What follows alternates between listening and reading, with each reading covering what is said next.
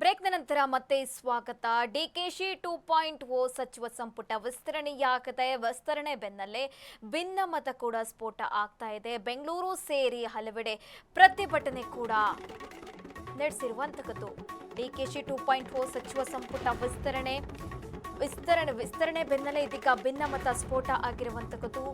ಬೆಂಗಳೂರು ಸೇರಿ ಹಲವೆಡೆ ಪ್ರತಿಭಟನೆಯಾಗಿದೆ. ವಿವಿಧೆಡೆ ಶಾಸಕರ ಬೆಂಬಲಿಗರು ಆಕ್ರೋಶ ವ್ಯಕ್ತಪಡಿಸ್ತಾ ಇರುವಂತಹದ್ದು.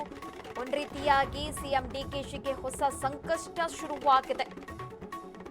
ಕಾಂಗ್ರೆಸ್ನಲ್ಲಿ ಭಾರೀ ಅಸಮಾಧಾನ ಭುಗಿಲೆದ್ದಿದೆ. ಮಂತ್ರಿಗಿರಿ ಸಿಗದಿದ್ದಕ್ಕೆ ಇಂಡಿ ಶಾಸಕ ಕೂಡ ಇಲ್ಲಿ ಬೇಸರ ವ್ಯಕ್ತಪಡಿಸಿದ್ದಾರೆ. ಯಶವಂತರಾಯಗೌಡ ಪಾಟೀಲ ಅಸಮಾಧಾನ ವ್ಯಕ್ತಪಡಿಸಿದ್ದಾರೆ. ಸಚಿವ ಸ್ಥಾನ ಸಿಗದೇ ಇದ್ದಕ್ಕೆ ಯಶವಂತರಾಯಗೌಡ ರಾಜೀನಾಮೆ ಕೂಡ ಇಲ್ಲಿ ನೀಡಲು ನಿರ್ಧಾರ ಮಾಡಿರುವಂತಹದ್ದು. ಅವಶ್ಯಕತೆ ಇಲ್ಲ. ಅವ್ರು ಯಾರ ಅವಶ್ಯಕತೆ ನನಗೂ ಇಲ್ಲ, ನನ್ನ ಅವಶ್ಯಕತೆ ಅವ್ರಿಗೂ ಇಲ್ಲ. ಮುಗಿದೋದ ಅಧ್ಯಾಯ. ರಾಜೀನಾಮೆ ಕೊಡ್ತೀರಾಗಿದ್ರೆ ನಾನು ಬಂದು ಹೇಳ್ತೇನೆ. ನನ್ನ ಜನರ ಅಭಿಪ್ರಾಯ ತಗೊಂಡು ಮಾತಾಡ್ತೀನಿ. ಚಿಂತನೆ ಮಾಡಿದ್ರಾಗಿದ್ರೆ ಎಲ್ಲದಕ್ಕೂ ಅನಿವಾರ್ಯ ರಾಜಕಾರಣ. ಸ್ವಾಭಿಮಾನಕ್ಕಿಂತ ಯಾವುದೂ ದೊಡ್ಡದಿಲ್ಲ ರಾಜಕಾರಣ. ಸ್ವಾಭಿಮಾನಕ್ಕೆ ಧಕ್ಕೆ ಆಗಿದೆ ಆಗಿದ್ರೆ ಎಸ್, 100ಕ್ಕೆ 100.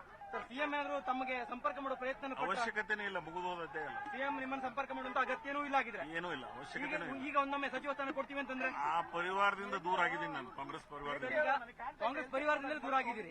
ಸಚಿವ ಸ್ಥಾನ ಮತ್ತೆ ಕೊಡ್ತೀವಿ ಅಂತ ಅವಶ್ಯಕತೆನೂ ಇಲ್ಲ. ಏನ್ ಅವಶ್ಯಕತೆ ಇಲ್ಲ. ಅವ್ರು ಯಾರ ಅವಶ್ಯಕತೆ ನನಗೂ ಇಲ್ಲ, ನನ್ನ ಅವಶ್ಯಕತೆ ಅವ್ರಿಗೂ ಇಲ್ಲ. ಮುಗಿದೋದ ಅಧ್ಯಾಯ.